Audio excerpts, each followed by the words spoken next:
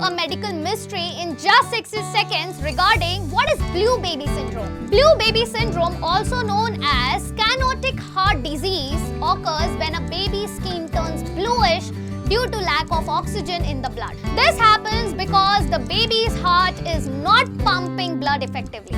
One common cause is a heart defect called tetralogy of Fallot, where there's a combination of structural issues in the heart's chambers. The blue color is a sign of oxygen-poor blood circulating through the body. Early diagnosis and treatment are crucial to ensure proper oxygen supply. Understanding this syndrome helps us appreciate the complexity of human body and the importance of medical care for our tiniest patients. That's it for today's 60 Seconds Talk, guys. Thank you, namaste, and keep Embibe.